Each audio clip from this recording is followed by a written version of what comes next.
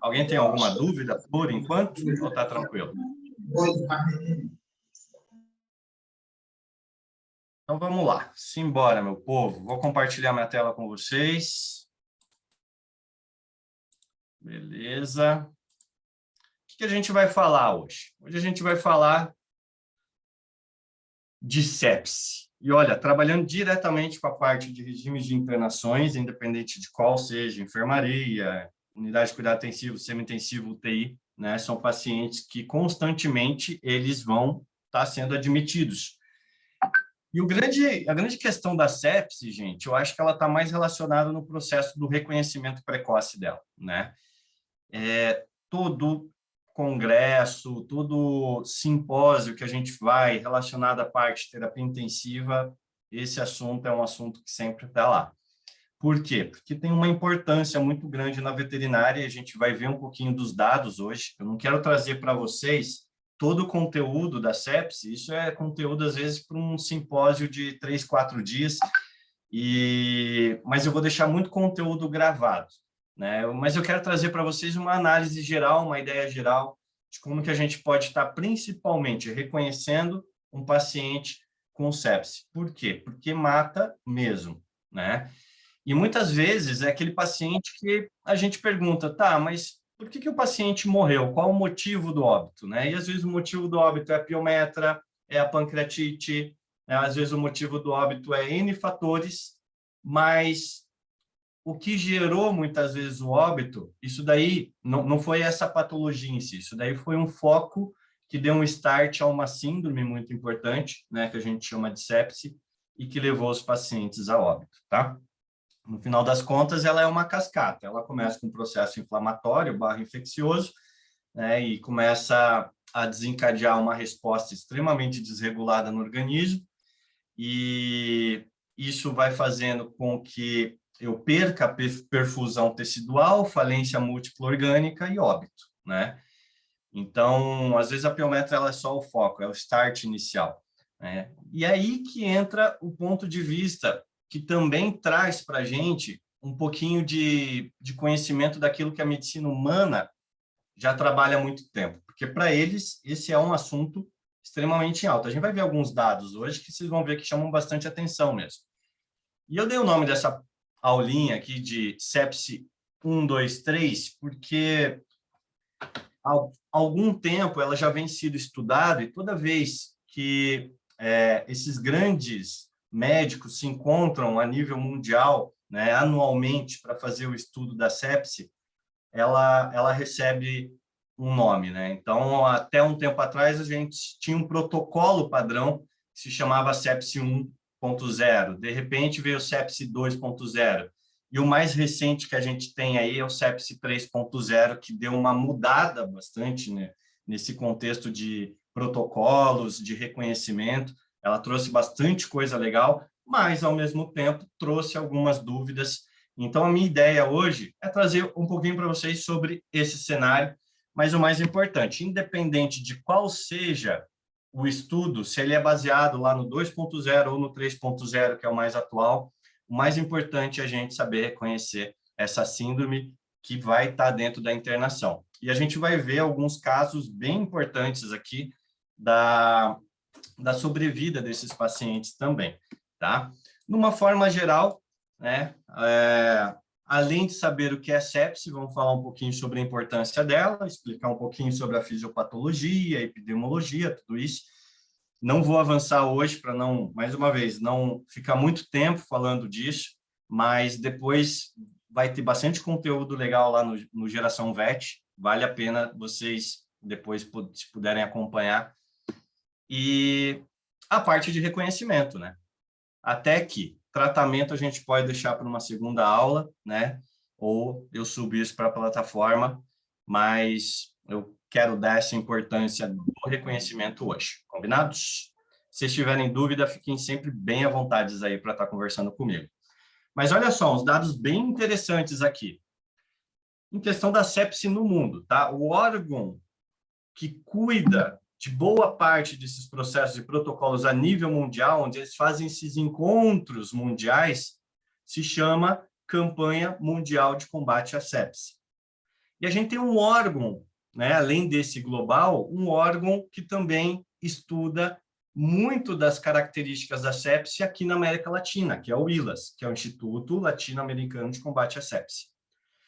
É importante ressaltar esses dois órgãos, gente, porque tudo que eu falar aqui pode ser que vocês vejam que existam protocolos diferentes a nível mundial ou a nível de organizações. Por quê? Não tem problema a gente fazer as comparações. Esses institutos, esses órgãos, eles fazem uma comparação a nível de protocolo, de reconhecimento. A gente vai ver um pouquinho dessas diferenças entre eles, né? Mas o mais importante é que essa diferença e essa discrepância, muitas vezes, entre opiniões em relação a esses órgãos, elas existem porque existe um contexto regional aí muito envolvido. É diferente eu abordar sobre saúde na África, num país subdesenvolvido, de um país mais desenvolvido, né? Por isso que vocês vão ver que talvez tenha alguns protocolos, alguns papers diferentes em relação, ou seja, ao reconhecimento, ou seja, sobre as classificações, tá? Mas a nível geral, esse órgão, essa aliança global de sepse, né? Ela traz alguns dados para a gente bem legais.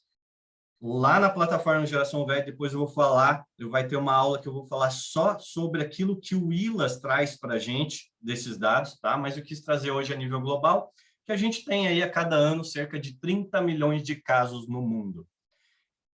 E aí, só nos Estados Unidos, em torno de 331 mil casos por ano. Aqui tem um ponto de vista importante, gente, que é reconhecimento. Primeiro ponto, eu preciso aprender a reconhecer.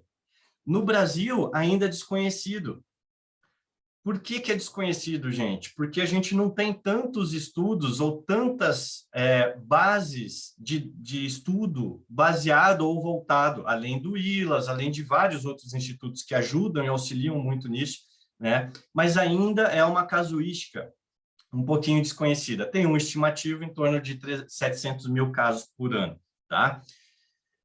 E pensando no nosso cenário na veterinária, essa realidade ela é muito pior ainda, porque a gente teve a BVEX teve uma iniciativa muito legal da gente tentar fomentar, né, ou trazer essas informações para que a gente consiga se amparar com um ponto de partida que é casuística. Eu preciso saber, né, quantos casos eu tenho dentro da medicina veterinária. A gente está caminhando para isso, né, e eu vejo muitas iniciativas bem legais dentro desse processo. Eu acho que logo, logo a gente chega lá, tá bom? Então, a gente ainda na veterinária, acho que o mais importante é a gente começar a voltar, ou se voltar mais aos estudos em relação à sepse na medicina veterinária. E com esses estudos, esses dados na mão, a gente sabe como aplicar, né, os modelos ou protocolos.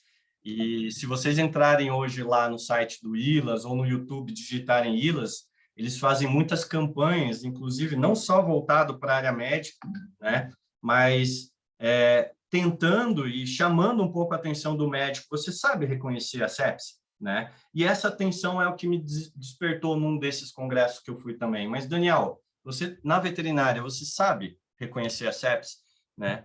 E a gente começa acaba tendo um pouco mais de interesse em relação a isso, tá bom? Por quê? Porque olha só a discrepância em questão de mortalidade também, né? O Brasil, ele está nos rankings ali de mortalidade da sepse. Isso é muito triste, é um cenário que diz para a gente, tá, mas por que isso acontece em diferença, por exemplo, com uma Austrália ou uma Nova Zelândia? Né? Que a mortalidade da sepse, ela está lá na Austrália e Nova Zelândia em torno de 18%, comparado com mais de 50% aqui no Brasil. Nossa, mas é a mesma, será que é o mesmo patógeno? Né? A síndrome em si, em tese, ela é a mesma. O que diferencia isso, e a gente começa a entender, é que as campanhas de reconhecimento... Opa, deixa eu voltar aqui. As campanhas na Austrália para reconhecer um paciente com sepse, iniciar um tratamento precoce, ela já é feita nas ruas, é para o público leigo. né? Diferente do Brasil. Hoje, o brasileiro sabe muito mais sobre infarto do que a própria sepse, sendo que a sepse mata muito mais do que o infarto, né? Então, é isso que começou a chamar muita atenção nesses estudos e nessas campanhas, para tentar fazer a divulgação, não só na medicina humana, a nível nacional, ou a aplicação disso nos países subdesenvolvidos, né? Mas também dentro da medicina veterinária. Se existe um local que eu tenho 18% de mortalidade e o outro que chega lá 60%, 70% de mortalidade, aonde está o erro nisso, né? Então, é baseado nisso que entra muito essa questão daquilo que a gente está fazendo hoje, inclusive, estudando. Mais uns dados ainda do ILAS, né? Esse banco de dados, da onde eles retiraram essas informações, ela foi feita de algumas UTIs, elas foram selecionadas, e eles viram que 30% dos leitos, hoje no Brasil, eles são ocupados por paciente séptico ou em choque séptico, né? E a taxa de mortalidade lá, em torno de 55% dos pacientes que dão admissão na UTI. Lembrando, mais uma vez, dos que são documentados, né? Então, é um estudo que ainda fala assim, olha, a gente tem um problema grande, porque eu consegui trazer essa informação de uma UTI ou um centro selecionado, que me deu a informação. Mas isso pode ser muito maior a partir do momento que eu não tenho essa informação na mão. Então, quantos casos passam despercebidos? Quanto tenho de mortalidade a mais de casos que não foram triados e não foram classificados como séptico, né? E dentro desse estudo é algo bem interessante também, que é a sobrevida desses pacientes que passaram por um choque séptico, né, em torno de 8 anos. Muita coisa pode ter mudado, né? Esse estudo aqui, se eu não me engano, veio lá de 2018, alguma coisa assim. Mas muita coisa pode ter mudado e eu espero que o cenário ele comece a ficar cada vez melhor nesse sentido, tá? Uma outra coisa que chama muita atenção, que a gente começa a fazer uma reflexão, é os centros que são privados, eles têm uma mortalidade menor, obviamente. Por quê? Porque o incentivo, o investimento dentro da estrutura hospitalar para combater, reconhecer e combater uma sepse é melhor do que numa unidade de saúde pública, né? Mas a diferença é bem grande. Olha só, um sistema público, em 2015, bateu aqui 51% de letalidade, né, por sepse grave ou choque séptico, contra um centro privado de 22%. É diferente. Você dá entrada no Albert Einstein ou no Sírio-Libanês do que entrar num hospital público, né? É diferente você fazer um tratamento aí dentro do hospital do que num hospital público. Ou seja, os centros privados, eles tendem a garantir melhor a investigação, formação de equipe, protocolos e processos para reconhecimento e combate da sepse. Chama atenção o quê? Mais uma vez, a mortalidade muda totalmente, né? E, obviamente, a gente quer chegar onde? Nos 18%. Então, tem que ter muita campanha para a gente conseguir chegar lá. E essa é uma iniciativa. A largada que a gente está dando hoje dentro do hospital, ela já é um ponto muito interessante. Com certeza, vocês já ouviram falar bastante desse assunto, né?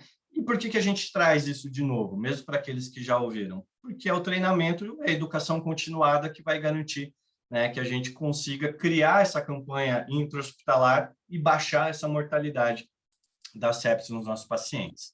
Um outro estudo chamado SPREAD, ele correlacionou um percentual de óbitos por doença em questão de sepse, infarto e outras doenças. E olha só, o percentual da sepse é muito maior. Mais interessante ainda, gente, e dentro desse estudo eles buscaram diagnóstico, né? Eles viram que muito disso pode estar relacionado a recursos limitados, processos inadequados, negligência ou até mesmo desconhecimento. E não só da população, desconhecimento por parte da área médica também, tá? Inclusive, dentro desse estudo, fizeram uma pesquisa, para vocês terem uma ideia, sobre o que seria sepse. E, por incrível que pareça, tinha uma opção lá para marcar que sepse era uma banda de rock. E isso foi muito marcado ou seja, desconhecimento total. A população, ela sabe muito mais sobre infarto do que sepse, sabe muito mais sobre câncer de mama do que sepse, sabe muito mais sobre AVC do que sepse, sendo que a sepse, hoje, a gente sabe que mata muito mais. E, além disso, esse estudo trouxe para a gente que hoje um paciente séptico, né, 25% desses pacientes que têm acesso a unidades de tratamento intensivo, ou seja, cuidados, um doente que é relativamente grave, precisa de um tratamento individualizado, 25% só tem acesso a isso, tá bom? E é um estudo que ele não exigiu muita coisa, né? Gasometria em 3 horas, lactato em 3 horas, hemocultura, cefalosporinas, cristalóides, noradrenalina, catéter e condições de mensuração da pressão arterial. Ou seja, com isso, eu já consigo iniciar uma abordagem de um paciente. Consigo reconhecer, consigo iniciar uma abordagem de um paciente com sepse. Mas vamos lá. Por enquanto, dúvida, gente? Posso dar sequência aqui? Tem bastante gente. Tranquilo? Então, vamos lá. Vamos entender o que é a sepse, né? Esse cara aqui, ele já dizia que quando a febre é contínua, a superfície externa do corpo está fria, existe internamente uma grande sensação de calor e sede, a afecção ela é mortal. Isso há 400 anos antes de Cristo já. Ou seja, já começou a manifestar para a gente um sinal clínico de que meu paciente ele pode estar passando por uma infecção, né? Ou um processo inflamatório, e eu preciso gerar o que nesse paciente? Um alerta, para depois dizer se esse paciente ele é séptico ou não. A gente vai ver quando essa manifestação, essas evidências, esses sinais clínicos, eles aparecem, como que aí eu classifico esse paciente como séptico, tá? Mas vamos lá, antigamente se falava muito em septicemia, esse conceito caiu, então, não existe mais septicemia, foi abandonado, assim como o choque refratário, tá? Infecção, uma resposta inflamatória gerada por quem? Por um agente infeccioso. Quem que é esse agente infeccioso? Pode ser uma bactéria, pode ser um vírus, pode ser um protozoário, pode ser um fungo, né? Pensando na questão do COVID, era um vírus, e será que esse processo, quando afetava um paciente, esse agente infeccioso afetava um paciente, gerava um quadro o quê? De infecção. Quando essa infecção passava a ter uma resposta desregulada do organismo, aí eu começo a mudar a classificação desse paciente, tá? Trazer o conceito para vocês de SIRS, que a gente vai falar bastante, né, que é a Síndrome da Resposta Inflamatória Sistêmica, só que aí tem um ponto importante. Qual que é a diferença de uma SIRS, de uma resposta desregulada do organismo mediante, né, um processo inflamatório, da sepse? Que a sepse ela tem um envolvimento de um agente infeccioso. E a sepse, que atualmente passa a ser definida, então, como essa disfunção orgânica ameaçadora à vida, por conta do quê? De uma resposta desregulada do organismo frente a um agente infeccioso, tá bom? Quero trazer alguns termos aqui para você também, para vocês, que é a infecção não complicada, e a gente vai falar o porquê que esse conceito ele entra também dentro da nossa aula de hoje, tá? E o conceito de choque séptico. Uma coisa que eu quero trazer para vocês, depois eu vou subir lá na plataforma algumas aulas que trazem artigos, seja a nível global, seja a nível setorizado, seja do Instituto Latino-Americano, ou seja, a gente vai começar a fazer um paralelo sobre o que cada um fala, né, sobre as abordagens, triagem, reconhecimento, tratamento. Em tese, tem muita coisa que um defende, o outro critica, mas algo que é bem pertinente, todos entram no mesmo acordo, é o seguinte, que para eu poder trabalhar com o paciente e melhorar a sobrevida, essa incidência junto com essa sobrevida dos pacientes, eu tenho que saber triar a sepse, eu tenho que montar um processo educacional dentro da minha empresa, e isso tem que ser reforçado constantemente. Mensuração de desempenhos dos pacotes, né? O que são esses pacotes? A gente vai ver que toda vez que eu faço triagem, né, gera um alerta de sepse. É isso que a gente vai aprender hoje. Eu tenho que abrir um pacote de tratamento para esse paciente, né? E eu começo a ver que eu tenho que ver o desempenho desse pacote também. O pacote, ele pede, por exemplo, para eu fazer antibiótico terapia precoce. Beleza. Mas qual antibiótico eu vou utilizar? Né? Então, se eu abro um pacote falando que cefalosporina é de primeira geração, é de primeira escolha, eu só vou usar cefalosporina? Não. A ideia é que a gente, dentro do nosso centro, também consiga entender qual que é a melhor forma de elaborar um pacote seguindo esses protocolos, mas que ele tenha, né, um desempenho positivo dentro dos pacientes que eu classifiquei como séptico, tá? Além disso, por exemplo, uma análise microbiológica do meu hospital, para eu entender qual que é o perfil microbiano que eu tenho. Às vezes, a cefalosporina no hospital vai muito bem, às vezes, no outro hospital, ela não vai fazer cócega, por conta, né, do perfil. Se esse paciente ele vem de infecção comunitária, se a infecção é intra-hospitalar, ou seja, são vários aspectos que a gente começa a entender aí daqui para frente, tá? E os desfechos desses pacientes, né? O mais importante, o estudo trouxe para a gente uma sobrevida de 8 anos num paciente que passava por um evento séptico. E a gente na veterinária, será que a gente sabe? Será que a gente acompanha esses pacientes? Né? Será que a gente documenta e valida quem que teve alerta, quem que recebeu o tratamento X, quem que recebeu o tratamento assado, qual que é o paciente que ele teve sobrevida maior ou não, quanto tempo essa sobrevida, foi para casa bem, não foi, teve sequela, não teve, ou seja, é informação importante. E eu sempre falo, né, gente, informação, quanto mais a gente tem, as métricas, quanto mais a gente tem os apontamentos, sinalizadores sobre como que está, não só essas questões operacionais, a casuística de flebit, para eu poder trabalhar melhor isso, né? A casuística de reanimações, de sobrevida dentro das reanimações, tudo que é informação, ela acaba sendo importante para trabalhar depois a nossa melhoria no quesito de qualidade de atendimento, de conduta e como profissional. Quando eu atendo um paciente, eu quero saber como esse paciente evoluiu. Se eu faço só o tratamento, mando para casa e não falo mais com o tutor, eu não sei se eu estou fazendo certo ou não. Então, o dado, a informação e o acompanhamento, ele é bem importante nesse cenário. E olha só, até então, tinha o conceito do sepsi, que a gente chamava de sepsi 2.0. Se eu não me engano, gente, a última atualização para o sepsi 3.0, ela virou ali entre 2018 e 2020. Depois eu posso corrigir essa informação melhor para vocês.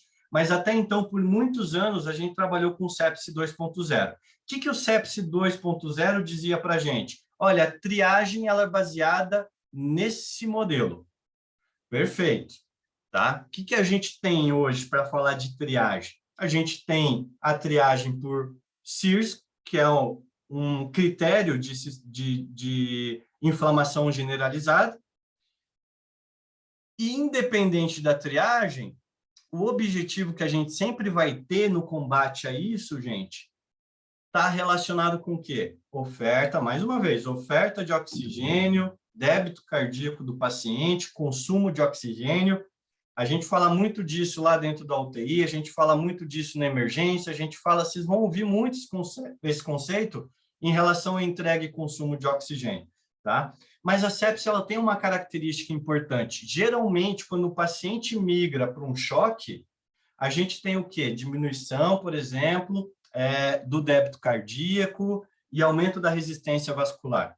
Isso é um conceito meio padrão em relação a alguns choques. Na sepsia, ela tem uma característica diferente, né? Ela, muitas vezes, ela aumenta o débito cardíaco, né, e diminui a resistência vascular.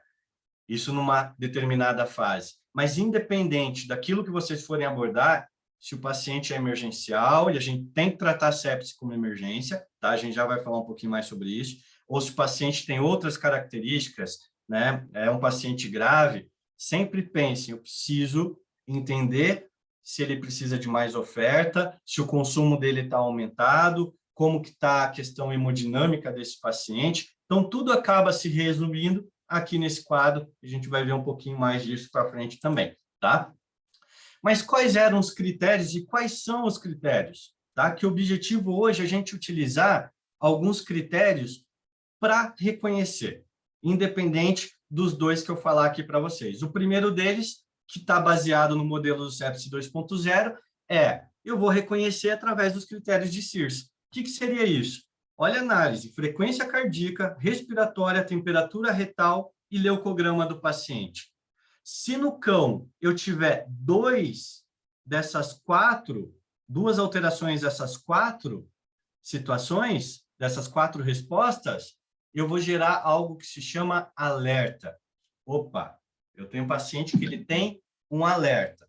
Perfeito. No gato, em vez de 2 de 4, vai ser 3 de 4, tá? Porque o gato, ele demora um pouquinho mais, ele tem uma questão fisiológica mais tardia na manifestação fisiológica, na resposta desse paciente, na resposta fisiológica do paciente. Então, o cão tem 2 de 4 para esse critério de Sears, eu já gero o alerta. Olha a importância dos auxiliares, trainees, médicos veterinários, independente de quem esteja fazendo a monitoração. Se eu marco lá com marca-texto que dentro da minha monitoração eu tenho taque cardíaco com taquipneia, eu tenho que sinalizar, eu tenho que dar alerta para esse paciente, tá? No cão. E no gato, se eu tiver 3 dessas alterações. Saiu o leucograma, melhor ainda, tem mais um dado, né, de evidência como resposta fisiológica a um processo, um evento inflamatório.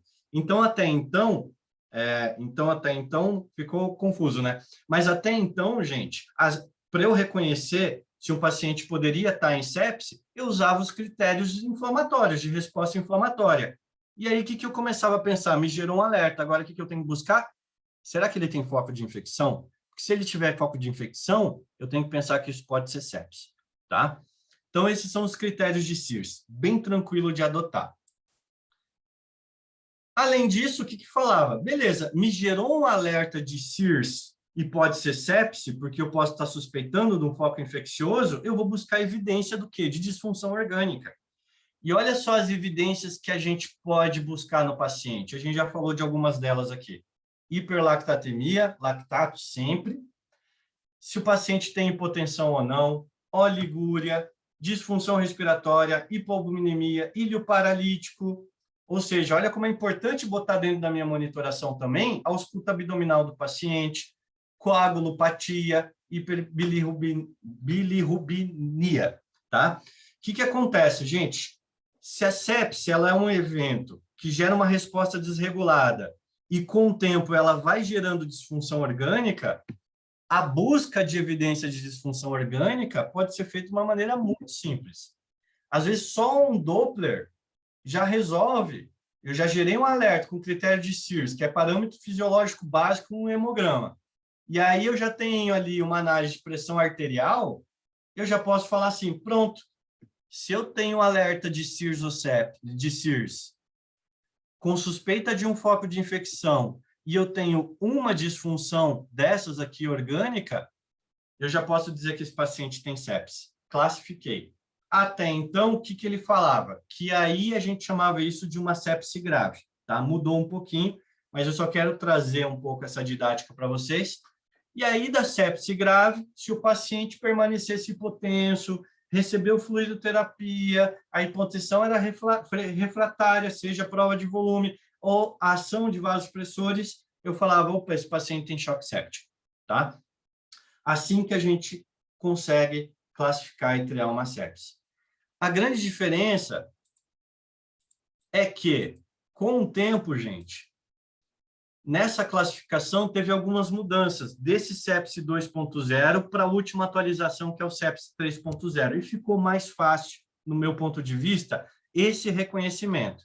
Relembrando, se eu tenho critério de Sears, 2 de 4 no cão ou 3 de 4 no gato, me gera um alerta de sepse. Suspeitei de um foco infeccioso, o que a gente vai fazer? Buscar disfunção orgânica. Buscava por essa tabelinha aqui, disfunção orgânica mais padronizada. Aí eu falava que esse paciente tem o quê? Sepse grave. Aí, se esse paciente com sepse grave fizesse hipotensão, não fosse responsivo ou fosse refratário à utilização de vasopressor, eu falava que esse paciente tem um choque séptico. Veio 3.0, deixa eu ver a data aqui, ó, 2016, tá? 2016, eles começaram a fazer uma análise falando o seguinte, beleza, esse subgrupo da sepse, que se chama sepse grave, ela causa disfunção cardiovascular e celular e tem risco de óbito, então é grave. Então, independente disso, sepse é sepse, ponto. Vamos tirar, porque toda sepse ela é grave. E o uso de vasopressor para manter a pressão acima de 65, para eu dizer que é choque, a partir de agora eu tenho que falar que tem que ter hiperlactatemia também. Porque na sepse, gente, eu começo a ter alteração endotelial, capilar, eu começo a ter coagulopatia. Eu vou fazer uma aula só falando da fisiopatologia da sepse. Não é intuito agora, é mais trazer uma ideia geral, tá? Mas isso vai repercutir lá no fluxo sanguíneo, lá a nível tecidual. De certa forma, eu tenho o quê? Menos entrega de oxigênio. Se eu tenho lesão capilar ou tecidual, por exemplo, eu tenho menos entrega de oxigênio para aquele tecido. Esse tecido começa a fazer o quê? Respiração anaeróbica. A partir desse momento, eu começo a ter um processo de hiperlactatemia, tá? E aí, é isso que eles mudaram nesse último conceito do sepse 3.0. Não existe mais sepse grave. Puxa, então como é que fica, gente? E não existe mais um choque séptico sem que tenha hiperlactatemia. Como é que fica isso? Então, a gente vai fazer o seguinte, em vez da triagem ser por critérios de SIRS, vamos usar aquilo que a gente está bem habituado a fazer, inclusive na emergência, que é o quê? O Quick SOFA. Perfeito, trouxe o Quick SOFA, uma análise que, em vez de eu ver frequência cardíaca respiratória, temperatura retal e leucograma, eu avalio, então, o nível de consciência do paciente, porque lá na fisiopatologia da sepse, isso pode começar a trazer confusão, alteração de estado mental do paciente. Pensem, mais uma vez, tudo que vai diminuir a entrega de oxigênio ou aumentar consumo, começa a ter um monte de disfunção orgânica, pode refletir aonde? Sistema nervoso central. Eu posso ter alteração respiratória, lembrando lá no comecinho da aula a gente falando como ela pode influenciar, inclusive, gente, a nível de transportador, hemoglobina, eu tenho tanta liberação de catecolamina, fator de necrose tumoral, interleucinas, tudo isso vai gerando um monte de disfunção orgânica. Então, eles botaram que o Quick SOFA, ele pode ajudar bastante na triagem. Se a sepse ela vai me levar a um evento de diminuição de oferta, aumento de consumo de oxigênio, vai influenciar no débito cardíaco, nada melhor do que interpretar isso por quem? Pela frequência respiratória do paciente, tá? E pressão arterial. Não tem mais sepse grave para dizer que, olha, hipotensão persistente, refratária, utilização de vasopressor, isso agora é só choque séptico, né? Então, o que a gente faz? Vamos botar a pressão arterial lá na triagem, lá para eu me gerar um alerta de sepse. Entenderam um pouquinho a diferença do que era a triagem do sepse 2.0 para o sepse 3.0?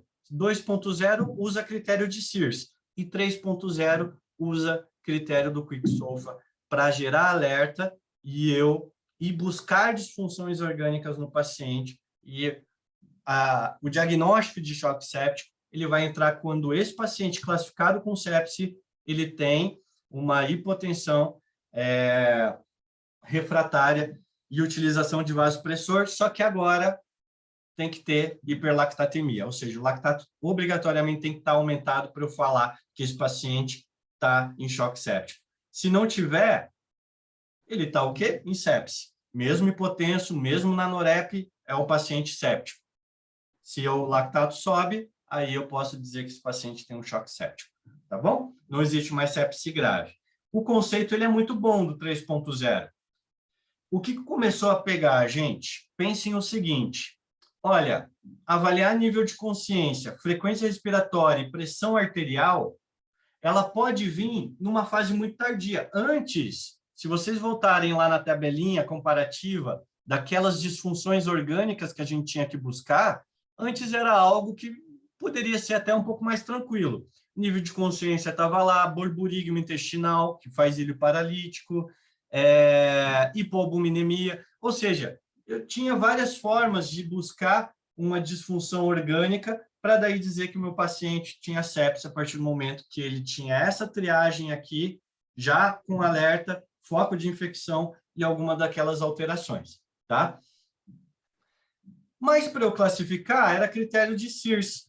E aí eu pergunto para vocês, tá, beleza. Se um paciente chega para atendimento com vocês, um dia muito quente, ele pode estar dispneico. Ele pode dar score, né, tanto no Quick SOFA quanto na frequência respiratória dos critérios de Sears.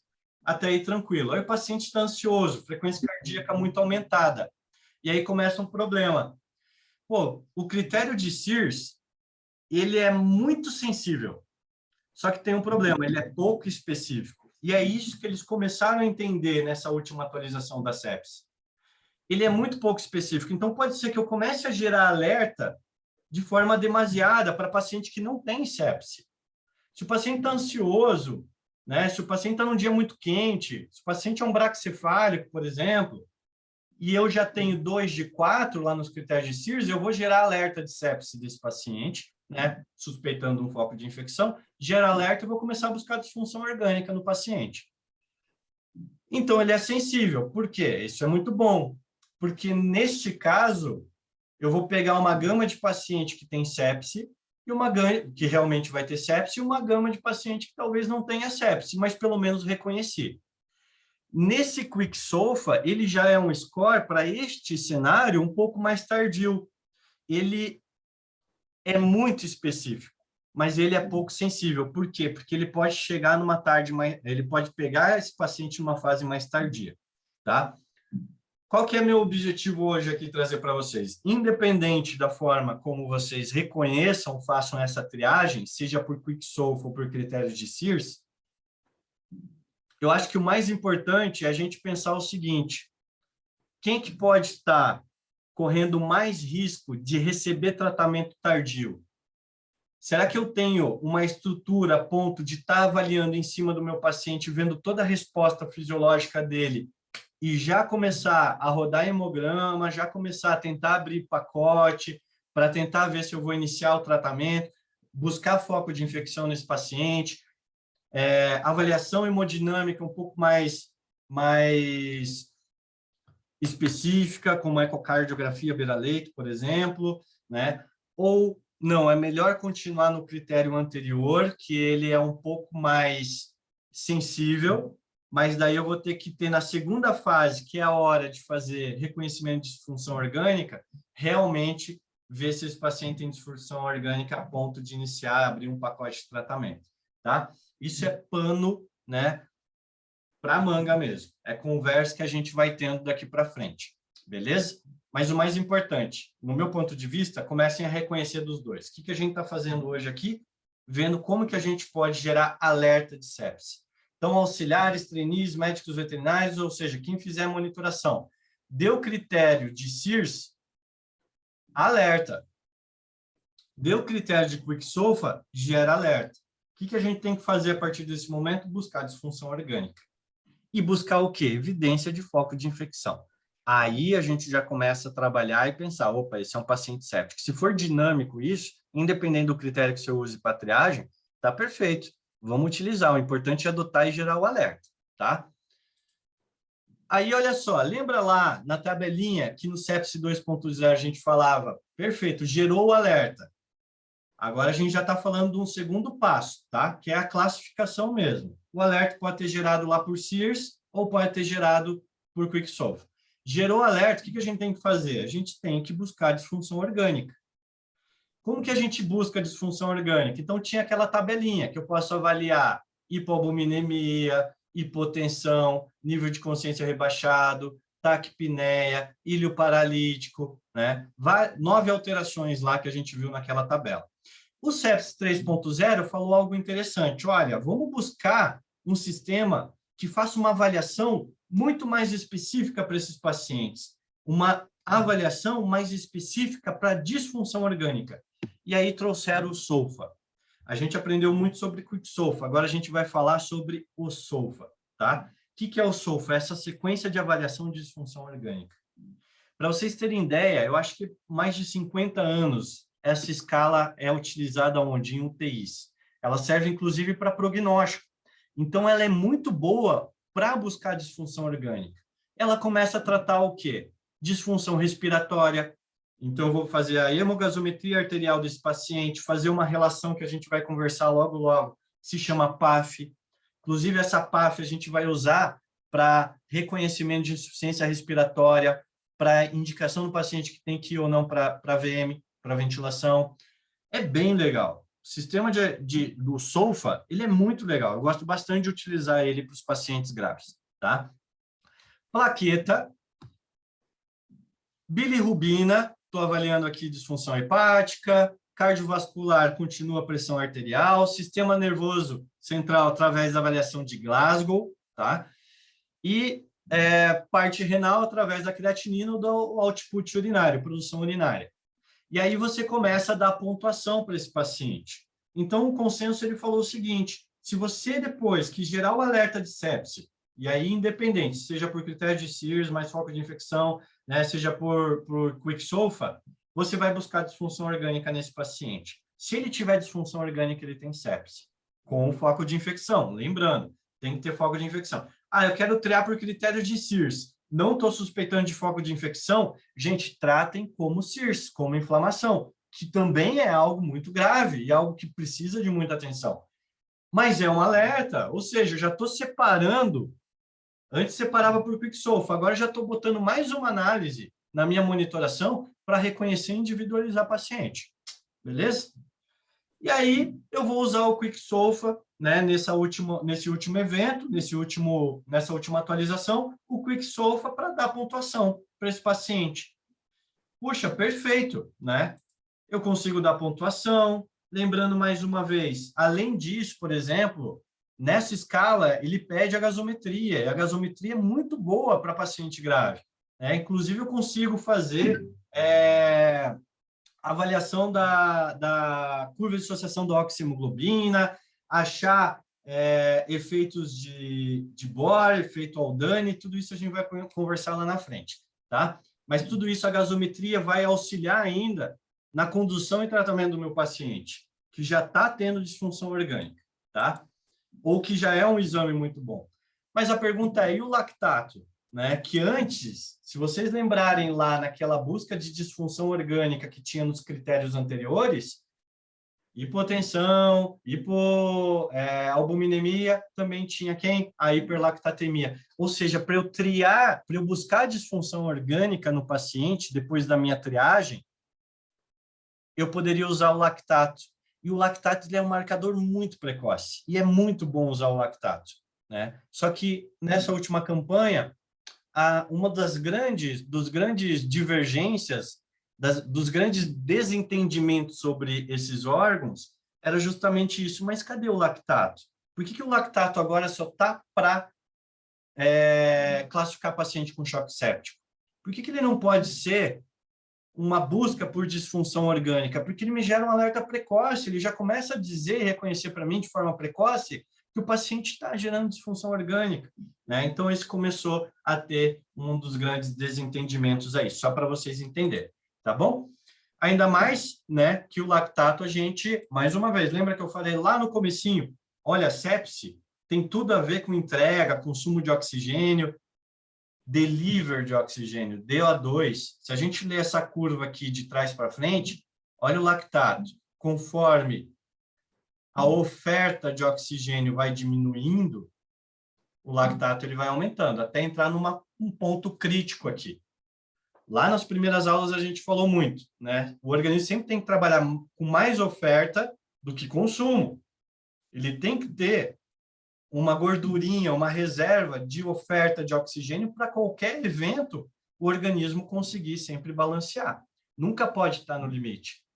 Se eu tenho uma doença, se eu tenho uma síndrome, uma patologia que gera alto consumo, independente do que seja, sepse, SIRS, choques, cardiopatias, emergência, aonde ou a minha oferta diminui ou o meu consumo aumenta, e isso se equilibrar, eu entro numa fase crítica de oferta aqui.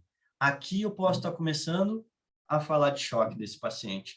Um pior cenário ainda, né, se eu tenho uma oferta muito mais crítica a partir do momento que eu tenho um consumo muito mais aumentado. Não é a oferta só que está diminuindo, mas o consumo está aumentando. Gente, quem que faz isso? Sepse, infecção, tudo isso, tá bom? Puxa vida, Daniel. Perfeito, né? O lactato, perfeito não, triste, o lactato ele não entrou nessa fase. E aí o Ilas vem como grande defensor de falar assim, olha, inclusive Bevex, né? A gente tem ouvido bastante, mantém o lactato lá na tua busca de disfunção orgânica. O que está querendo dizer? Gerou alerta, seja SIRS, por critério de SIRS, ou seja, por Quicksolfa, gerou alerta. Gente, busca disfunção orgânica, mas bota o lactato. Ah, eu quero fazer sulfa. Ah, eu quero usar aquela tabelinha lá com as outras evidências. Bota o lactato. Ele é um marcador precoce, a gente pode estar utilizando, tá bom? Mas eu gosto bastante de utilizar isso. Um outro problema que começou a dar é, pô, perfeito, isso daqui é uma análise de disfunção orgânica sensacional, mas tem um ponto importante. Como é que eu vou botar isso aqui? Se a gente sabe lá no comecinho que os centros públicos, eles têm uma mortalidade muito maior, às vezes o reconhecimento não é feito, não tenho, né, evidências porque eu nem sei reconhecer.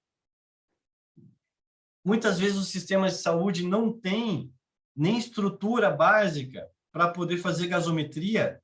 Como é que eu vou aplicar esse modelo? E o Ilas começou a defender, né, os países, inclusive, subdesenvolvidos que não tinham essa condição de aplicar, muitas vezes, essa escala de SOFA para buscar a disfunção orgânica. Ou seja, eu vou deixar passar a questão respiratória, porque eu estou sem gasometria no meu centro, né? E aí vou ver só função cardiovascular, não vai me dar pontuação suficiente para eu falar que esse paciente tem sepse e, pum, começar o tratamento, tá bom? Então, essa é uma das grandes diferenças. O que eu auxilio vocês, ou o que eu indico, faço uma sugestão, na verdade, pessoal. Usem os dois critérios, e vocês hoje têm condições, inclusive, de usar o SOFA, não só para a busca de disfunção orgânica do paciente que gerou alerta de sepse, mas para prognóstico. E aí eu uso muito isso, paciente que está grave, para conversa com o tutor. Se ele dá uma pontuação mais aumentada no SOFA, o prognóstico ele é diferente, a minha conversa com o tutor ela vai ser diferente. Assim como o lactato, né? Se o lactato ele está muito aumentado e não consegue clarear no intervalo de 2 horinhas, eu tenho um prognóstico diferente para esse paciente. Isso muda o direcionamento do meu discurso com o cliente, né, na hora de passar aquilo que eles mais querem saber. Como é que é o prognóstico nesse caso, né? Não que a gente queira tirar a esperança, mas a gente está trabalhando com algo chamado evidência científica. A gente vai lutar por isso. Mas o prognóstico ele é reservado, ele é desfavorável, tá? Então, o Quicksolfa é uma análise muito legal. E a gente pode adotar por vários fatores, inclusive para prognóstico dentro dos nossos pacientes graves aí. E olha só o choque séptico, gente. Então, essa última mudança, como a gente falou, antigamente, para eu ter choque séptico, eu tinha que ter hipotensão refratária mais associação de um vasopressor. E aí eu já falava que esse paciente tinha que ter já estava em choque séptico. Essa última atualização, ela trouxe o quê? O lactato junto, tá? Então, vocês vão usar lactato em 2 fases. Lá na busca de disfunção orgânica e também para classificar choque do paciente. Antes, se falava dessa maneira, sem lactato. Agora não, tem que ter hiperlactatemia. Pô, Daniel, e se meu paciente ele tem um alerta de sepse, ele tem foco infeccioso, fiz um hemograma, tem um desvio importante, queimadura, urinário, mapeei, tem uma Klebsiella na bexiga, foco urinário. Ele está hipotenso e está no vasopressor, estou com 2 no NOREP já, mas o lactato dele está normal. Então, ele não está em choque séptico por este último critério, este último consenso, não está. Aí ele tem uma infecção, lembra lá do termo que a gente falou? Uma infecção não complicada, tá? Então, é isso que trouxe o sepse 3.0. Hoje, para falar que é choque séptico, tem que ter hiperlactatemia associada daí, beleza? Vamos ver um resumo de tudo que a gente conversou? Essa tabelinha a gente pode estar imprimindo e colocando, né, dentro do internamento, tá? Paciente com suspeita de infecção? Opa, tem suspeita de infecção. Vou triar. Quem? Quicksolva. A gente já está usando Quicksolva para um monte de coisa. Já está dentro da troca de plantão, já está dentro da emergência, já está dentro da monitoração do meu paciente, dentro do meu quadro clínico. Então, já tenho Quicksolva, todos os pacientes. Aí que está. Para a parte da sepse, o Quicksolva ele tem que ter 2 das 3 alterações, tá bom? Tem 2 das 3 alterações? Tem.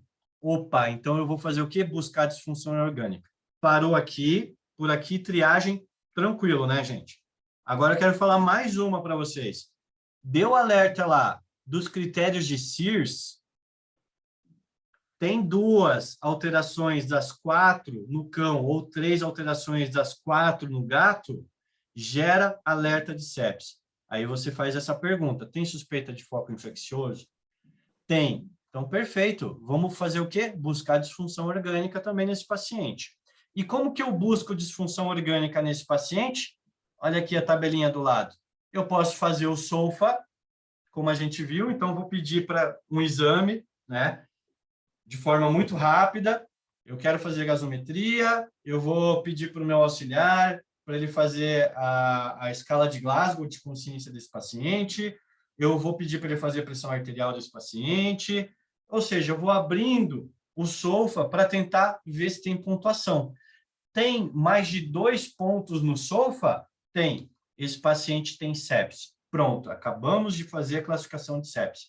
Daniel, não quero usar o SOFA. Quem que você pode substituir aqui pelo SOFA? Aquela tabelinha que a gente viu lá. Ah, e lembrando, mesmo no SOFA, lactato. Tem lactato aumentado? Bota esse paciente como séptico, tá? Não quero usar o SOFA, Daniel, para fazer classificação de sepsis no meu paciente. Então, beleza. Teve o alerta, foco de infecção, vou buscar disfunção orgânica nesse paciente. Posso ver lá lactato, posso ver pressão arterial, hiperbilirrubinemia, hipoalbuminemia, nível de consciência, ilho paralítico, frequência respiratória desse paciente, mais umas 2. A gente pode rever depois mais 2. Tem uma dessas disfunção orgânica? Mais um motivo para eu falar, então, classificar esse paciente como séptico. Ou seja, triagem e classificação. Combinados? Fiz a triagem. Ele não deu Quicksolva alterado, o que eu faço? Se eu tenho ainda suspeita que esse paciente pode ter um foco infeccioso, ou que me deu lá, estou na dúvida porque ele deu taquicardia junto. Vamos buscar disfunção orgânica, gente. Com foco de infecção, vai descendo o algoritmo, tá? Não tem, continua monitorando, é aquilo que a gente sabe fazer dentro da internação, dentro da enfermaria, que é monitorar paciente. E caso gere durante a fase de tratamento intra-hospitalar, e isso pode acontecer muito, o paciente ele pode dar entrada e não tem nenhum critério de triagem e, de repente, no dia seguinte começar a ter, por isso que a gente faz nessas escalas de triagem, aí eu vou descendo o algoritmo e vou sempre buscar disfunção orgânica. Tem sepse? Perfeito. E aí, se tem sepse, está classificado, isso tem que ser alertado. Gente, documentem, botem dentro lá sepse em negrito, comecem a documentar isso, registrar, botem um caderninho, pacientes classificados como sepse, que se vocês tiverem esse estudo na mão, vocês vão, além de estar ajudando a medicina veterinária, entendendo o comportamento e o perfil infeccioso de cada paciente de vocês e da região que vocês trabalham. E conseguir fazer algo que é muito mais importante, que é o tratamento precoce também. Então, a sepse, para eu garantir aqueles 18% que hoje tem a Austrália, a Nova Zelândia, é eu reconhecer, isso aqui a gente faz através daquilo que a gente conversou hoje, e tratamento, tá? A partir do momento que eu classifiquei o paciente como séptico e eu tenho que fazer fluido, o paciente começou a ter hipotensão, eu comecei a ter que botar fluidoterapia, fiz 1, 2 provas de volume, esse paciente ainda permanece com pressão arterial baixa e o lactato começa a aumentar, opa, eu tenho mais uma classificação, além de sepse, agora eu tenho o paciente em choque séptico. O cenário é muito mais difícil, é um paciente que eu preciso de tratamento muito mais... Esse é o paciente de UTI, tá, gente? é o paciente que eu preciso colocar na UTI, eu preciso concentrar a atenção nele, porque o tratamento ele começa a abrir uns pacotes muito maiores. E a gente vai falar do tratamento. Deixa eu até ver que horas são. Já deu um pouco o meu horário, então a gente fala de tratamento na outra parte, tá bom? Obrigado. O que mudou, então, desses últimos cenários? Nessa análise geral que a gente está falando sobre sepsis, sobre a nível mundial, global, sobre a nível América Latina, o conceito anterior e o conceito novo. A vantagem é que critério de CIR ele não é tão específico para diagnóstico mesmo. Então, isso é muito bom. Posso utilizar, Daniel? Pode. Né? Mas não esqueçam de colocar o QuickSOFA também para fazer triagem de paciente, ou seja, gerar alerta. Essa é a primeira fase. Tá? Lembrando, critério de CIRS, ele é muito sensível. O paciente tem sepse, vai dar essas alterações, ele vai entrar. Mas o paciente que muitas vezes nem tem sepse, ele vai gerar alerta e vai colocar ele dentro de uma busca, de uma atenção, de investigação, de disfunções orgânicas e tudo mais. Então, o critério de QuickSOFA, critério de CIRS, ele não é tão específico, né, para o diagnóstico, mas eu posso aí, minha sugestão é conciliar com o QuickSOFA, porque o lado desvantagem do QuickSOFA é que o reconhecimento ele é bem específico, mas ele pode ser que chegue numa fase muito tardia. Até o paciente começar a manifestar nível de consciência rebaixado, alteração respiratória, puxa, pode ser que ele já esteja em sepse há algumas horas, e aí eu perdi um ponto importante, que eu não vou falar de tratamento, mas eu já vou deixar aberto aqui para vocês. A cada hora que passa, eu aumento muito mortalidade. Antibiótico precoce é um dos pontos chaves do tratamento, é um dos pontos de sucesso no tratamento que a gente vai ter desses pacientes, na sobrevida desses pacientes. Tá? Então, tem uma desvantagem eu só utilizar QuickSOFA, ou seja, eu desconsiderar os critérios de CIRS. Então, minha sugestão é essa. Puxa, perfeito. Um é muito sensível, pouco específico, o outro é muito específico, mas pouco sensível.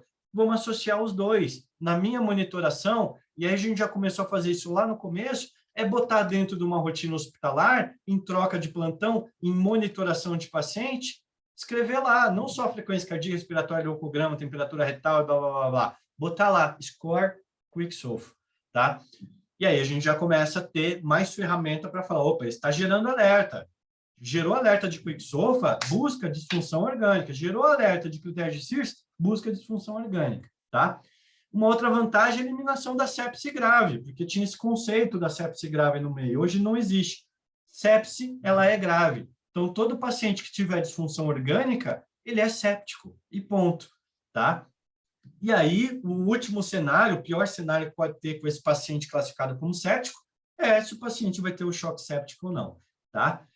E o SOFA, ela é uma boa vantagem para os centros, né, que a gente trabalha que tem condição e recursos, que geralmente são centros privados, mas não podemos esquecer dos centros que não têm esses recursos, né? Então, se não tiver condições de QuickSOFA, ou até em associação, usem os critérios de busca de disfunção orgânicas anteriores.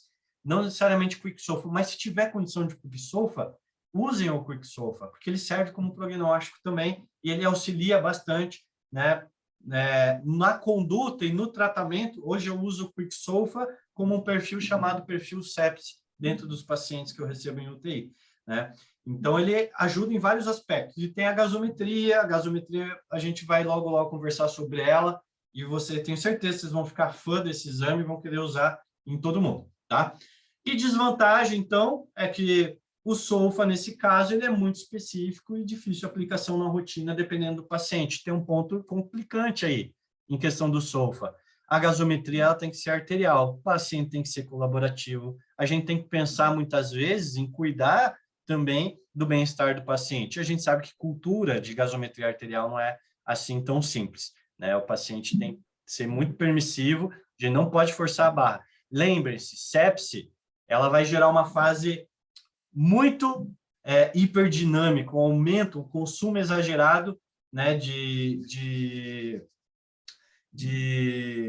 oxigênio, uma fase hipermetabólica muito importante, e depois ela altera totalmente o cenário. Para vocês terem ideia, a sepse, quando a gente começa a reconhecer, começa a tratar e a gente vê que o negócio não anda, eu lembro sempre dessa questão de entrega e consumo de oxigênio. Às vezes eu faço taxa de extração no paciente, às vezes você faz tudo, você entrega o oxigênio para o paciente. Você classificou o choque, a característica dele, poxa, diminuição de resistência, um choque que gera alto débito cardíaco, né? E diminuição de resistência numa determinada fase. Cara, isso é muito legal. Como é que eu vou trabalhar com a oferta de oxigênio desse paciente? Entrega o oxigênio para o paciente, ele chega na cara da célula, mas como o processo influencia muitas vezes lá a mitocôndria, aí não tem muito para onde correr, é a célula que não quer respirar, né? Então, o que ela começa a fazer? Começa a subir o lactato, ela começa a fazer tanta lesão endotelial, capilar, esse paciente começa a predispor a CID, ou seja, é uma síndrome, gente, que eu sou muito fã de tratar, reconhecer e tratar, mas ela tem a sua dificuldade, a sua complexidade. O tratamento dela é muito complexo, por isso que eu queria deixar isso para uma segunda parte, tá bom? E agora, a gente sabe reconhecer, triar, né, sepse, reconhecer a sepse, classificar o doente séptico para iniciar essa abordagem terapêutica, esse tratamento. Isso daqui é uma campanha que foi feita pela Universidade Federal aqui do Paraná, muito legal. Se vocês quiserem, eu subo isso para vocês também. A gente fez isso num congresso de sepse, teve vários nomes aí importantes falando nesse congresso, tá? Para vocês terem ideia, todo dia 13 de setembro é o Dia Mundial de Combate à Sepse, e a gente vê que tem muitas ações, iniciativas de campanhas que trazem isso, aplicam isso para a veterinária. Eu acho que quanto mais a gente incentivar e estimular esse tipo de estudo dentro dos centros, e a busca de dados, informações, documentação disso, vai ser algo bem positivo, bem legal aí para o nosso crescimento como medicina veterinária, tá bom? E as conclusões, né, do que é sepsis, que a gente já falou bastante. Quando o organismo, então, responde de forma desregulada a uma infecção, a um agente infeccioso, que a gente viu que pode ser protozoário, fungo, vírus, bactéria. Antigamente, inflamação generalizada, ela que gerava essa falência, hoje está mais relacionado com uma resposta inflamatória que gera uma disfunção orgânica, ou seja, um critério de Sears com um foco de infecção associado. O conceito atual, então, eles chamam isso como essa desregulação dessa resposta inflamatória. Eu quero falar muito sobre a fisiopatologia da sepse, ela é muito interessante, e só não quero aplicar muito hoje é mais o conceito, para não ficar muito longa a nossa conversa. Se não for sepse, então, a gente usa o termo de infecção não complicada. Se não for choque séptico, não tiver hiperlactatemia no paciente com hipotensão, séptico, classificado com hipotensão refratária, e na utilização de vasopressor, a gente só considera esse paciente como séptico e não como choque séptico mais, tá? Tem que ter hiperlactatemia para a gente dizer que é choque séptico. E o Quick Solfa, que a gente viu que é sensacional, a gente pode estar utilizando aí para vários aspectos, associando ele aos critérios de Sears. Ou seja, a ideia hoje é mais pensar em sepse, começar a olhar para o paciente, pensar mais em sepse. E eu quis trazer justamente essas duas análises para a gente começar também a pensar qual que é a melhor forma de eu triar e classificar meu paciente. Critério de Sears, critério do Quick Solfa para triagem, e para busca de disfunção orgânica, né? Vou utilizar o Quick Solfa, vou utilizar os critérios anteriores. Minha sugestão, gente, cada um é cada um. O mais importante é reconhecer e iniciar o tratamento. Mas se um é pouco sensível, se um é muito sensível, eu começar a tratar um paciente que não é séptico com antibiótico terapia precoce, que é a base fundamental aí do tratamento, né? Será que eu não estou fazendo antibiótico? E aí entra lá naquele conceito de uso irracional, né, da parte de antibiótico terapia. Gente, tria, depois vai buscar a disfunção orgânica e começa a pensar se tem foco de infecção, né? Se tem disfunção orgânica, independente de qual seja o critério, os dois já estão alertando para a gente um paciente com potencial patogênico, né? E a gente vai falar um pouco sobre essas infecções. Gravem aí, deixa eu só confirmar, gravem aí na agenda de vocês, deixa eu ver o dia aqui, confirmando o dia,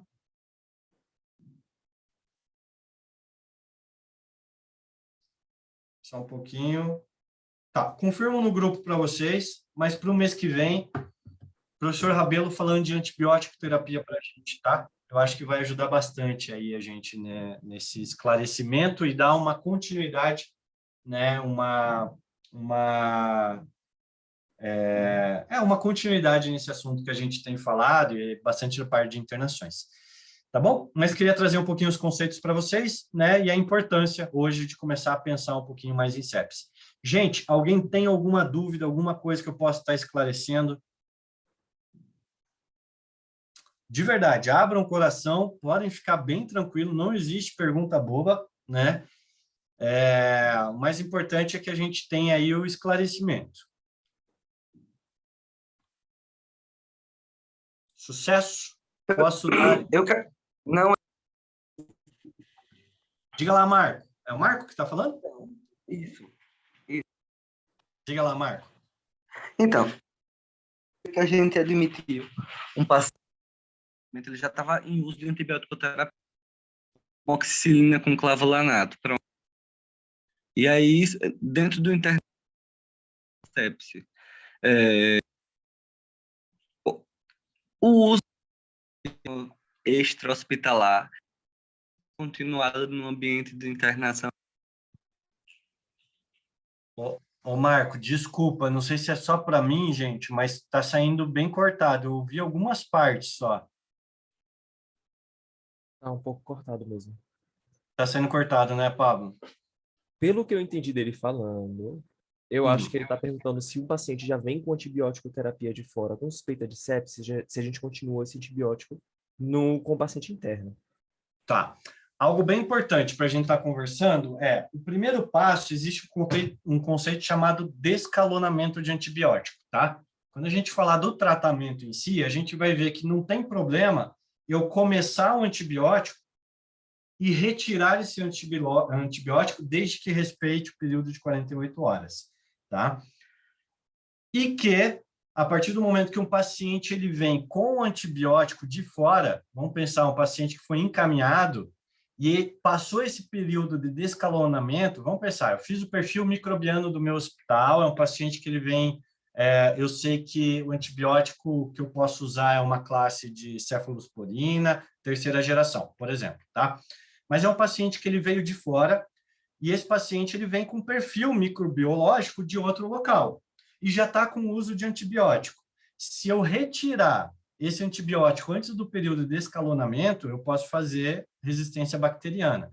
Então, assim, indicação puxa, às vezes continua esse antibiótico e associe baseado no perfil que você acredita que é o foco de infecção desse paciente, tá?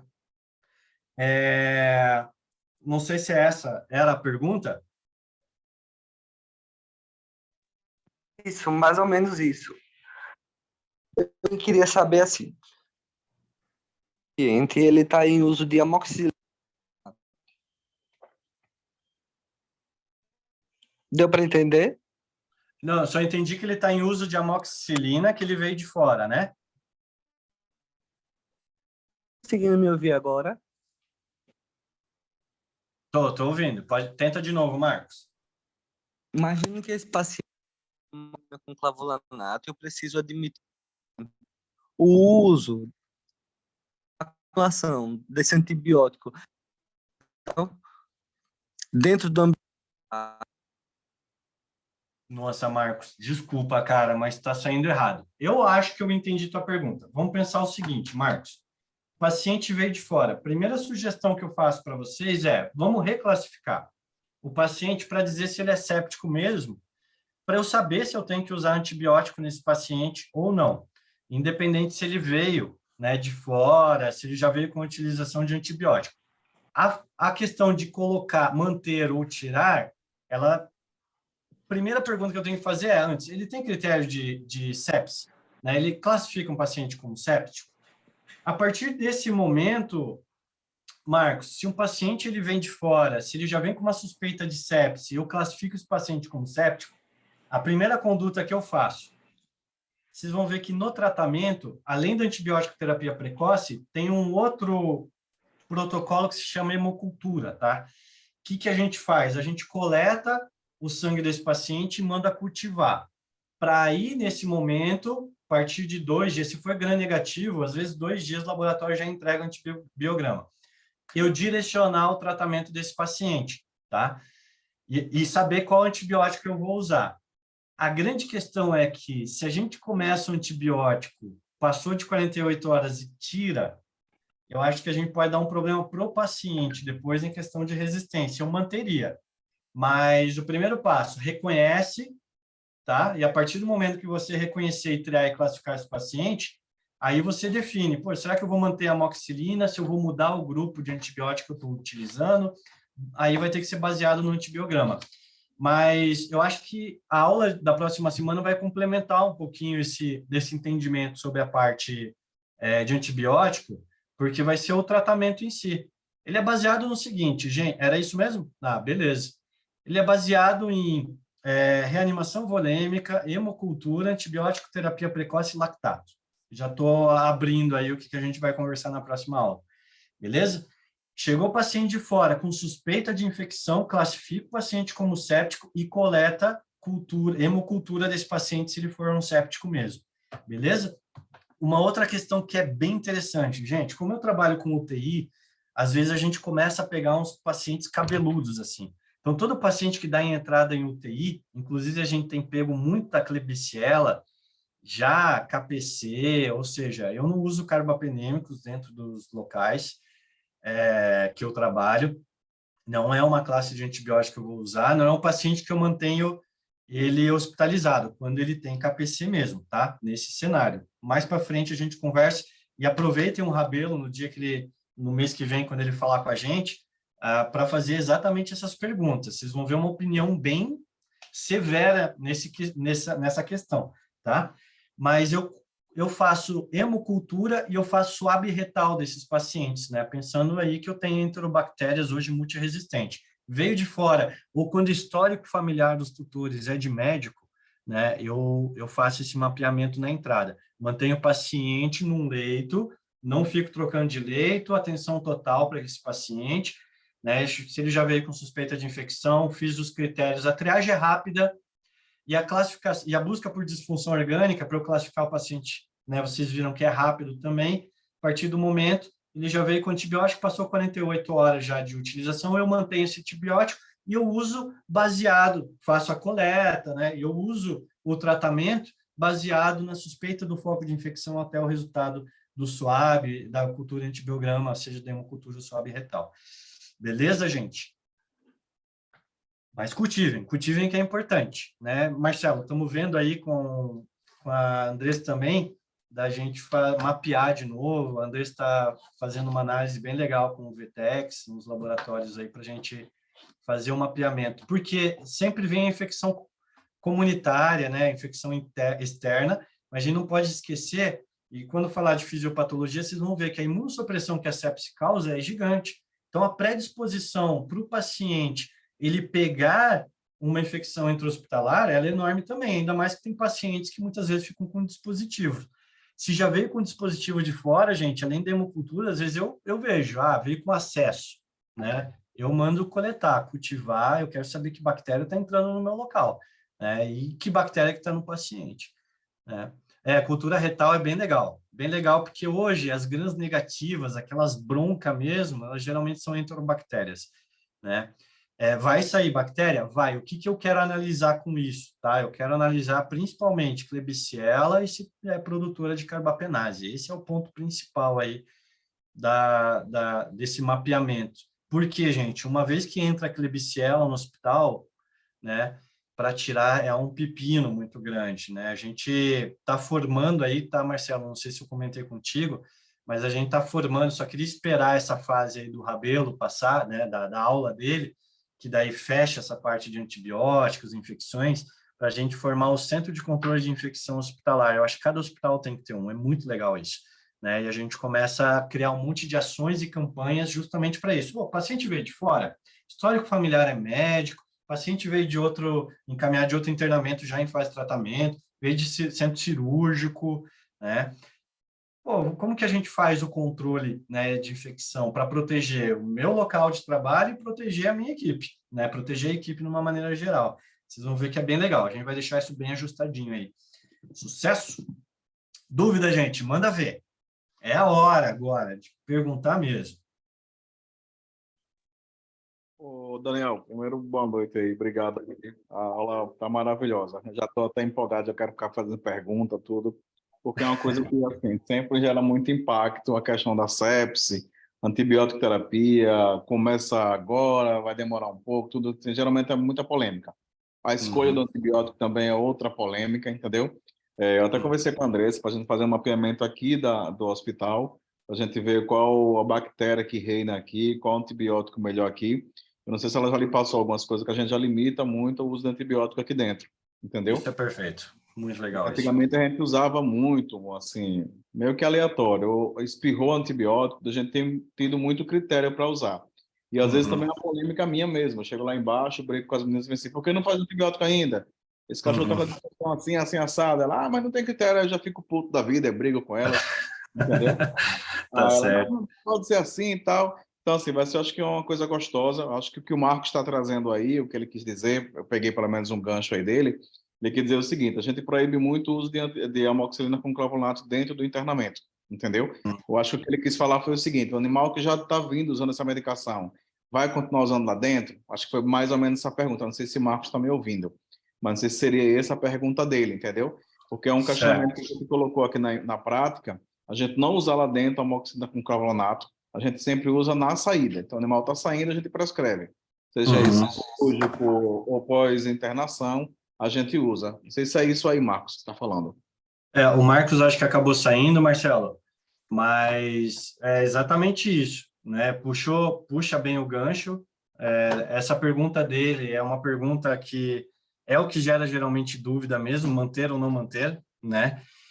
A utilização de amoxicilina com clavulanato dentro das internações, eu não sei se a limitação ela muitas vezes está baseada na via de administração ou por ser um antibiótico de amplo espectro para a gente evitar a resistência bacteriana. Ou seja, tem várias possibilidades aí de a gente poder hoje dizer que a gente, dentro de uma internação, a gente pode trabalhar com, sei lá, 4 classes de antibiótico e não entrar mais nada, né?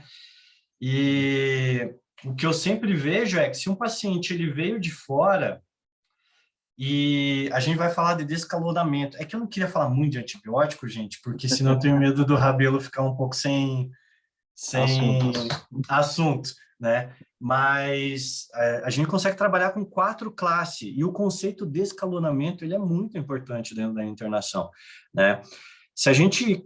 Hoje a gente aprendeu a triar e classificar um paciente séptico, né? E fazer classificação de choque séptico. Isso está na ponta da língua. Classificou o paciente séptico, gente, antibiótico precoce. É isso que vai definir a sobrevida. Não tem jeito. E qual antibiótico utilizar? Aí que é essas questões, né?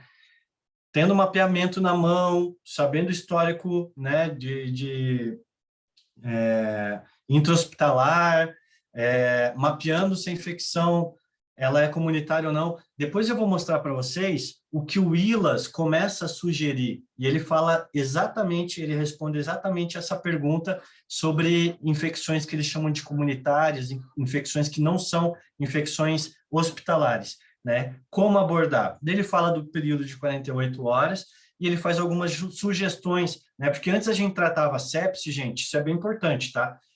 Com amplo espectro. Né? A recomendação é antibiótico de amplo espectro, em todo mundo, em todo mundo. Com o tempo que a gente começou a entender o uso racional dos antibióticos, hoje a gente sabe que também a gente tem que entender aonde está o foco de infecção e fazer direcionamento. E os principais conceitos de sepse que vocês vão ver é urinário. Então, quando a gente começa a fazer cultura urinária, a gente começa a ter uma ideia, né, se o foco é urinário, quais são as classes de antibiótico que eu vou usar. Querendo ou não, urinário, né, ou é enrofloxacina ou amoxicilina com clavulanato de potássio, né, a gente já tem assim como pele, alguns antibióticos de eleição, né? Mas os focos geralmente são urinários, respiratórios e abdominais, principalmente abdominal. E quando a gente fala de abdominal, a gente está falando muitas vezes de gram-negativa, anaeróbica, então a gente tem que saber exatamente qual tratar. O que eu não concordo, né? Mesmo que um paciente ele venha de fora já com uso de antibiótico, eu colocar mais 2 ou 3 antibióticos nesse paciente, muitas vezes por um foco abdominal. Não faz sentido, né? Por isso que a gente vai ver que o conceito de descalonamento ele é tão importante quanto associar na primeira hora o antibiótico. Vamos falar disso. Oi, diga lá, Marcelo. Rapidinho. A gente tem muitas essas situações aqui, assim, os animais já vêm com uma gama de antibióticos. A questão da cultura, Daniel, que é uma coisa que me preocupa muito, assim, a hemocultura aqui, para a gente, às vezes, é inviável, entendeu? Não só financeiramente, também como a logística da hemocultura. Antigamente eu fazia, vou ser bem sincero, eu nunca consegui pegar nada, mesmo pegando safena, lá, tudo, e era zero, entendeu? E a gente não via, a gente fazia, às vezes, a ceftriaxona como de primeira escolha e tal, e ficava sempre muito em paz. Na minha experiência, às vezes, não havia muito sucesso da ceftriaxona, né? Às vezes, em padrão respiratório, às vezes era muito limitada, e aí você pega aqueles consensos agora que joga a doxiciclina como primeira escolha, tudo, que às vezes dentro do internamento ainda é complicado você estar usando antibiótico por via oral um paciente que está séptico. Então, assim, é complicado esse tipo de coisa, entendeu? Tem muita coisa assim para a gente discutir até qual momento. Então, assim, eu faço pneuma, ainda é confusão na própria classe. Você vê, cada um vai para um canto, até os próprios professores não entram em acordo, entendeu? Você vê a galera que fala de, vamos supor, lavado broncoalveolar, outra galera condena, e aí você vê um cara que manda assim, não, vamos fazer uma punção no tórax com agulha fina. Aí você diz, bicho, e quem é que tá certo? Entendeu? É uma polêmica violenta, assim. Às vezes eu até converso com a menina na internação, que assim, eu faço pneu, mas às vezes assim, porra, eu tô desaprendendo o que eu aprendi, porque não vejo nada muito concreto na veterinária, entendeu? Exato, exatamente. Tanto é que foi uma das preocupações que hoje a gente tem lá o guia, né, de antibiótico terapia veterinária. Vocês chegaram a ter esse guia ou não? Que é do Rabelo? Eu tenho aqui na clínica. Tem, né? E, pô, a gente já está falando de um órgão específico, né, de uma disfunção específica, aí um paper diz um antibiótico X de eleição, outro X de eleição, e quando a gente começa a mapear isso, a grande dificuldade das UTIs é que a gente pega cenário e muitas vezes as infecções associadas. Hemocultura, gente, às vezes é difícil sair alguma bactéria, porque o paciente já está 2, 3 dias em antibiótico terapia. Ele ainda entra na recomendação, quem falou isso uma vez e me chamou muita atenção foi o César Ribeiro, né? Que, na verdade, a hemocultura, para o paciente já está antibiótico, a gente realiza para tentar caçar perfil secundário também de bactéria, né? Então, ainda entra, mas às vezes é mais difícil. O que eu comecei a ver, Marcelo? Isso é uma sacada boa. Puxa, vamos, em vez de fazer a hemocultura, né? Muito problema com logística, muito problema porque o perfil de paciente geralmente é encaminhado e já tem 5 classes de antibiótico, né? Vamos fazer suave retal. Vamos tentar entender ou ir direto no foco da infecção. Se o paciente ele veio com quadro respiratório, eu lavo.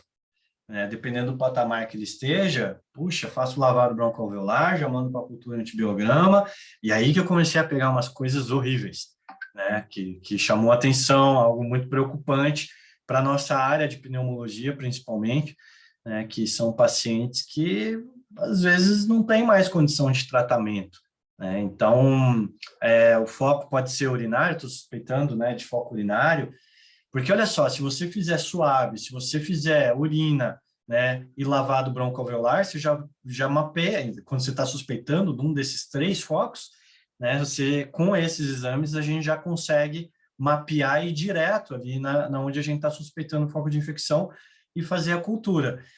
E aí é mais tranquilo do que a própria hemocultura, né? Aqui a gente tem laboratório que hoje entrega resultado de cultura antibiograma em 24 horas, mas é um cenário diferente, a estrutura é diferente, e antes, lembra, tinha que coletar no intervalo de 40 minutos 3 sítios diferentes, né? Hoje, com um frasquinho só, muitas vezes a gente já consegue bons resultados. Não sei se... E às vezes tinha que coletar muito sangue, né? Uns frascos desse tamanho. Então é isso mesmo, Daniel. Eu estou ansioso para chegar a essas aulas, para a gente começar a discutir, entendeu? E assim, parabéns pela evolução. Assim, até semana passada o pessoal começou a treinar aqui, o Kicksurf, então assim, achei super legal o entrosamento de toda a turma, entendeu?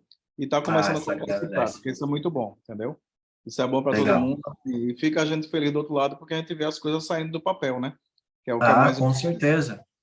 entendeu? Nossa, e vocês estão vendo que, de certa forma, tudo que eu estou passando aqui de ferramenta, ela pode ser usada em vários cenários, né? Uma classificação de Sears, um Quick Solfa, um Solfa agora, que entrou, daqui a pouco a gente fala de Apple. Isso vai deixando cada vez mais robusto a forma de triar, classificar, tratar pacientes. Quando a gente ficar feroz nisso, né, ou, numa maneira geral, quando a gente fica bom, né, e documentar, né? Quando a gente fica bom nisso, gente, nossa, aí falando de forma individual para cada um, né? Como profissional, a gente acaba ganhando muito. Ferramenta. Quanto mais ferramenta a gente tiver, melhor. Mas eu acho vocês, assim, muito bacanas. Estou vendo que tá uma galera entrando lá no Geração VET, participando. Parabéns. E acho que com essa aula, desculpa ter estendido, eu prometi que ia ser 1 horinha só, estendi um pouquinho mais, mas a gente já está girando aí 10 horas de treinamento lá, gente. Isso é muito legal. Usem, abusem, aproveitem, vão ouvindo no carro, eu sei que não é fácil.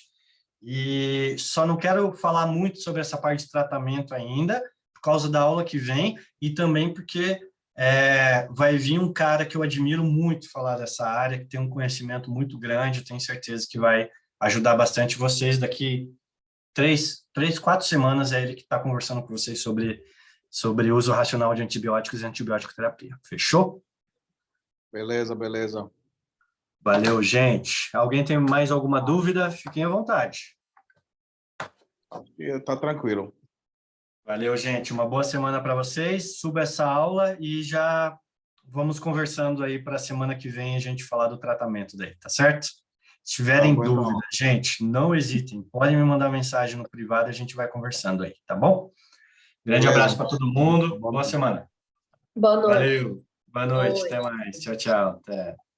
Boa noite. Tchau, tchau.